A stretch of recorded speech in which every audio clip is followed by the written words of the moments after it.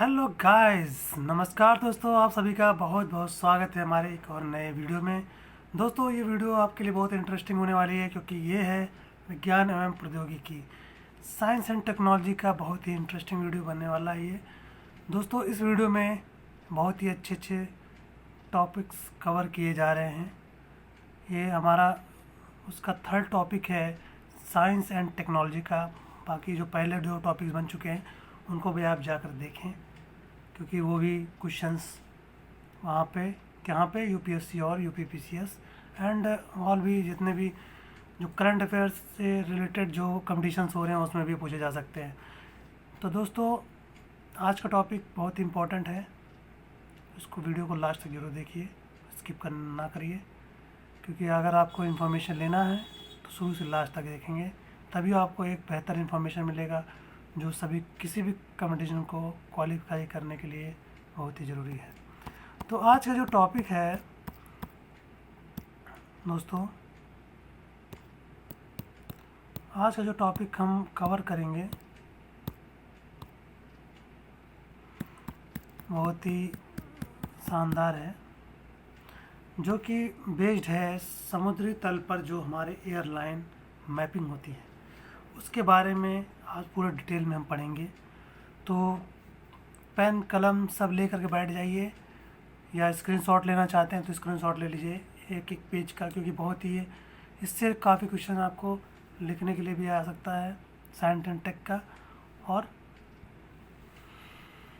काफ़ी क्वेश्चन आप इसमें पा भी सकते हैं। ठीक है, चलिए शुरू करते हैं आज का वीडियो। तो समुद्री तल की एयरलाइन मैपिंग क्यों की जा रही है, इसको चर्चा में क्यों है, ये भी देखना जरूरी है। Indian national centre for ocean information services, इसका फुल फॉर्म क्या है? INCOIS का फुल फॉर्म है Indian national centre for ocean service information services. ठीक है, समुद्री तल की बेहतर छवि तस्वीर प्राप्त करने के लिए अंडमान एंड निकोबार द्वीप समूह तथा लक्षद्वीप समूह, कहाँ पे? अंडमान निकोबार और लक्षद्वीप समूह के एयरलाइन मैपिंग की योजना बना रहा है। तो एयरलाइन मैपिंग मतलब ये एक तरह से कह सकते हैं कि वहाँ से 3D होता है ना, जैसे 3D हम लोग फ़ोटो खींचते हैं, तो 3D मैपिंग की जाएगी, क्या कितने मीटर कितने दूरी पर क्या क्या है स्थित वहाँ पे। तो वहाँ से गणना कैलकुलेशन हम लोग कर सकते हैं अंडमान निकोबार से। अपने भारत के जो बॉर्डर्स हैं, लक्षद्वीप हो गया और निकोबार, क्योंकि वहाँ कोई जा नहीं पाता है अंडमान निकोबार, ऐसी जगह पे भैया कौन जाएगा, चलेगा वहाँ पे, मतलब समुद्र को पूरा पार करो तब जाके वहाँ पहुँचेंगे। तो वहाँ मैपिंग की जा रही है कि पूरा डिटेल उनके पास रहे। लक्षद्वीप अरब सागर के स्थित एक द्वीप समूह है। जाने जा रहे हैं कि ये क्या पे है? अरब सागर में हमारा लक्षद्वीप पड़ता है, इस साइड अरब सागर में, और इस साइड हमारा बे ऑफ बंगाल साइड में क्या है? ये हमारा है अंडमान निकोबार। चलिए आगे बढ़ते हैं, फटाफट से वीडियो को ज़्यादा वो नहीं लंबा बनाएंगे, खींचने की कोशिश करेंगे जल्दी। लक्षद्वीप अरब सागर में स्थित है, ये तो बता दिया, यही वही हम जो बता रहे हैं। अरब सागर में स्थित एक द्वीप समूह है। यह केरल के तट के दूर एक प्रकार का प्रवाल द्वीप है। तो जैसे कि ऐसे बनता है ना, तो यहाँ केरल है, तो इस साइड हमारा क्या है? लक्षद्वीप, जो हो गया हमारा लक्षद्वीप। और इधर इस साइड अगर जाएंगे तो यहाँ क्या है? अंडमान निकोबार, बंगाल खाड़ी के बगल में दक्षिणावर्ती स्थिति में है, यही लिखा हुआ है, बंगाल खाड़ी में दक्षिणावर्ती स्थित। तो इस साइड हमारा है अंडमान निकोबार, ANB। ठीक है, और इस साइड क्या है? लक्षद्वीप है, LD है। ठीक है, दोनों साइड हमारा ये हो गया। तो इसके प्रमुख बिंदु हम लोग पढ़ लेते हैं क्या क्या है। Indian national centre for ocean information services, INCOIS, जो भी बताया था, यह पृथ्वी ज्ञान मंत्रालय, MOES। अब ये क्वेश्चन यहाँ बन गया, 2 क्वेश्चन यहाँ से पुटअप हो गए। MOES के तहत एक स्वायत्त संगठन है। स्वायत्त संगठन मतलब क्या हो गया? प्राइवेट संगठन है, अपने आप चलाता है वो। ठीक है,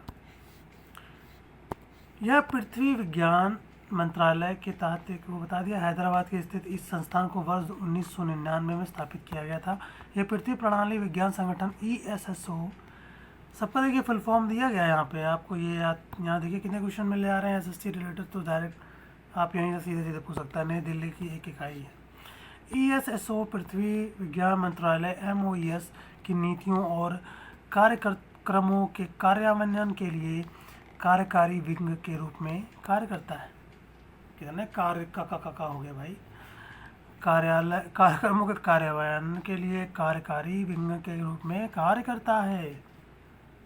वाह क्या बात है। आगे बढ़ते हैं। बहुत अच्छा बना दिया भाई ये तो। ज्ञानादेश, जनादेश क्या क्या है?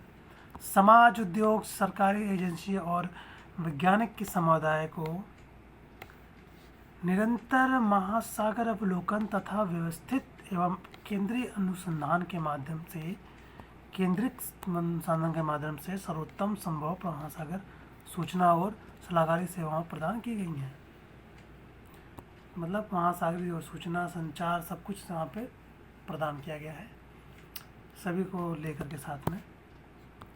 आगे बात करते हैं। हालिया पहल क्या है? हालिया पहल की बात की जाए तो Indian national centre for ocean information services INCOIS Andaman and Nicobar समूह तथा कहाँ पर है? अंडमान निकोबार समूह तथा लक्षद्वीप में बायोमेट्रिक कहाँ पे है? लक्षद्वीप में बायोमेट्रिक अध्ययन करने के लिए राष्ट्रीय रिमोट सेंसिंग सेंटर, देखिए सबका फुल फॉर्म मिल रहा है, यहाँ से हो जाएगा राष्ट्रीय मतलब नेशनल रिमोट सेंसिंग सेंटर है की सहायता लेने को योगदान बना रहा है। NRSC के अंतरिक्ष विभाग के तहत भारतीय अंतरिक्ष अनुसंधान केंद्र है। इसरो जो है के प्राथमिक केंद्रों में से एक है। तो इसरो का जो प्राथमिक केंद्र कौन सा है, अगर ये क्वेश्चन पूछ सकता है तो उसका है NRSC, बहुत ही बैटरी। ठीक है, सभी का मतलब एक केंद्रीय प्राथमिक केंद्र है। इसका अभिप्राय समुद्र, नदियों, झीलों के समेत सभी प्रकार के जल निकायों के तल के अध्ययन से है। क्योंकि भाई इसरो है साइंटिस्ट, वहाँ पे इंडियन स्पेस रिसर्च ऑर्गेनाइजेशन जो है, समुद्र हो गया, नदियाँ हो गई, झील है, भैया कहाँ पानी है कहाँ नहीं है, नदियाँ हैं झील है, सबका पता लगाने के लिए क्या है भाई, ये अनुसंधान केंद्र है, सीधी बात है। ठीक है, चलिए आगे बढ़ते हैं। अब ठीक है, बहुत ही बैटरी जो है मूल रूप से समुद्र की सतह पर सामाजिक गहराई को संदर्भित करता है, सीधी बात है। हालांकि इसका अर्थ पानी के नीचे के इलाके की गहराई को आकार से भी है। आकार किस तरह का है? राष्ट्रीय रिमोट सेंसिंग NRC पहले ही देश में पूरे तटीय क्षेत्रों की टोनोग्राफिक एयरबोर्न लेज़र टोपोग्राफी, अब ये देखो टोपोग्राफी पूछ सकता है क्या है, एयरबोर्न लेज़र टेरेंट मैपिंग कर चुका है। ठीक है, अब ये क्या है कि टोपोग्राफी के थ्रू क्या होता है कि पूरा ओवरऑल जो तट रेखा है, मतलब ऊंचाई, गहराई कितनी, क्या पेड़ हैं, क्या है, ओवरऑल पूरा सब कुछ लेकर के चलता है वो। ALTM के एक सक्रिय रिमोट सेंसिंग तकनीक है, रिमोट सेंसिंग सब टेक्निक है जो विशाल क्षेत्रों में उच्च स्थानीय रेजोल्यूशन पर स्थाकृत को मापने के लिए लाइट डिटेक्शन और रेंजिंग LIDAR का प्रयोग करके। तो लाइट क्या है? डिटेक्शन, लाइट डिटेक्शन करता है और उसकी रेंजिंग बताता है कहाँ कौन सी चीज़ उपस्थित है और कितनी दूर पे है। LIDAR का यूज़ किया जाता है वहाँ पे। ठीक है, तो ALTM एक एयरबॉर्न नहीं तो बता दी पृथ्वी सतह से बीच की सीमा विस्तार को मापने के लिए प्रति सेकंड कई हजार बार लेजर स्पंदित करता है। अब जैसे कि क्या है कि एयरबोर्न का काम क्या होता है, प्लेटफॉर्म जो है, देखिए हम बताते हैं आपको। एयरबोर्न क्या करता है कि एक जैसे मान लो कोई वस्तु है, ठीक है, वस्तु को विस्तार कितना दूर तक है, तो वहाँ तक क्या करेगा वो लेज़र ऐसे से चलता जाएगा प्रति सेकंड कई हजार बार स्पंदित करेगा, मतलब ऐसे से हिलता जाएगा। तो उससे क्या होगा, उसकी एक तरह से कहते हैं ना स्केचिंग जैसे हम लोग करते हैं, जैसे कोई चीज़ ऐसे बनाते हैं, ऐसे ऐसे चलता जाएगा, ऐसे ऐसे करते करते, ऐसे ऐसे ऐसे ऐसे ऐसे ऐसे, ठीक है। तो वो जो एरिया है कवर करता जाएगा ओवरऑल, तो वहाँ से हमें पता लगता जाएगा कि ये, हाँ, इसका ये शेप ये बनता जा रहा है। लेज़र ट्रांसमीटर के अंतर एक घूर्णन दर्पण या किसी अन्य स्कैनिंग संतंत्र का उपयोग करके लेजर स्पंदकों को एक कोण बताते हुए तेजी से गुजरने दिया जाता है, एंगल बनाते हुए जाता है, जिससे परावर्तक सतह पर किसी रेखा और अन्य पैटर्न प्रतिरूप का पता लगाया जा सकता है। बस इसी तरह से बनता जाएगा, हमने आपको बता ही दिया, ठीक है। चलिए अब इसके बाद क्या है, वैज्ञानिक द्वारा समुद्र तल के अधिक सटीक चित्र प्राप्त करने के लिए पूर्व और पश्चिम दोनों तटों की 3D multi hazard mapping 3D multi hazard mapping है डेटा को एकत्रित किया जाता है जा रहा है। तो दोनों तरफ से, मतलब लक्षद्वीप हो गया या हमारे इधर दूसरे साइड हमारा अंडमान निकोबार, दोनों तरफ हमारा 3D मल्टी हैजार्ड मैपिंग की जा रही है वहाँ से डेटा को इकट्ठा करने के लिए। महत्व क्या क्या है, हालिया सुनामी की चेतना, मतलब जो सुनामी आने वाली है उसकी चेतावनी के मद्देनजर इस प्रकार का अध्ययन काफ़ी महत्वपूर्ण है, सीधी बात है। हाल ही में इंडोनेशिया के तट पर समुद्री तल में हुई भूस्खलन के कारण आम लोगों को जान माल का काफ़ी खतरा हुआ है। तो इंडोनेशिया में भी जान रहे हैं कि तटों पर जाके, समुद्री तल में जाके, मतलब भूस्खलन हो गया तो काफ़ी लोग वहाँ मर गए, जान माल का काफ़ी वहाँ पर नुकसान हुआ, ठीक है। तो इन सभी बचने के लिए हम लोग करते हैं कि मतलब कि टाइम पे वहाँ से छूट निकल जाए, तो इसीलिए मतलब वो किया जाता है वहाँ पे। तो आगे बढ़ते हैं हम लोग। आम लोगों को सचेत करने के लिए पर्याप्त समय भी नहीं मिल पाता है, क्योंकि जब वो टेक्नोलॉजी नहीं रहेगी हम लोग के पास तो हम लोग पहले से नहीं पता लगा पाएंगे ना। तो इस वजह से ये टेक्नोलॉजी बहुत ज़्यादा ज़रूरी है। जो हमारे तटीय रेखा, मतलब तटीय क्षेत्र में जो रहते हैं लोग, उनकी जान माल को बचाने के लिए बहुत ज़रूरी है।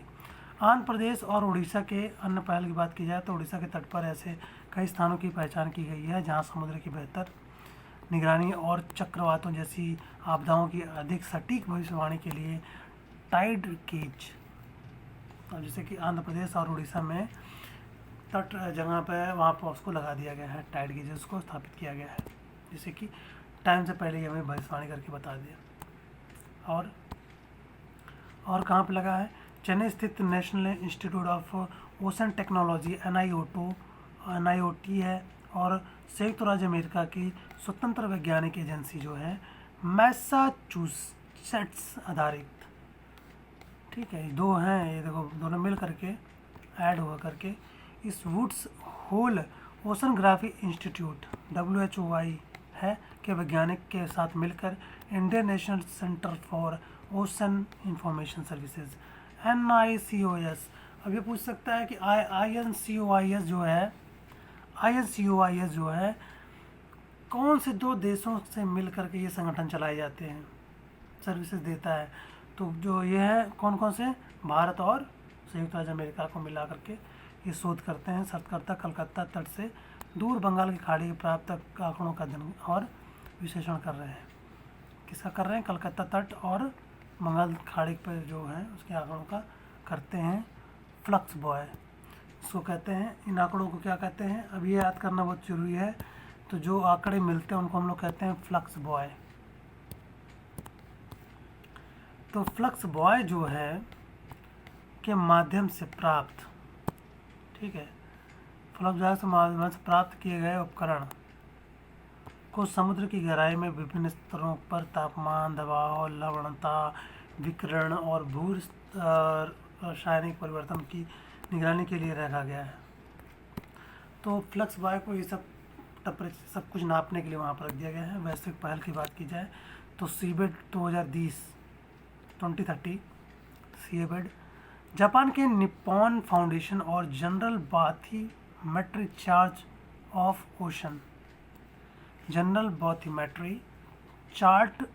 ओशन, ठीक है, चार्ट ऑफ ओशन GE उसका फुल फॉर्म है, जापान के निप्पॉन है ना, foundation of general bathymetry chart of ocean GEBCO की संयुक्त परियोजना है। सीबेट 2030 पूछ लेता है यहाँ से, एक क्वेश्चन बन सकता है यूपीएससी का। ठीक, तो एक क्वेश्चन ये हो गया, परियोजना का लक्ष्य क्या है 2030 तक? विश्व महासागर तल के निश्चित मानचित्र का निर्माण करने के लिए अब तक उपलब्ध बायोमेट्रिक डाटा का एकत्रण। मानचित्र निर्माण करने के लिए भैया कि हम कि एग्जैक्ट 2030 तक क्या लक्ष्य पूरा बनेगा, इसे सभी प्रकार की उपलब्धियां कराना है।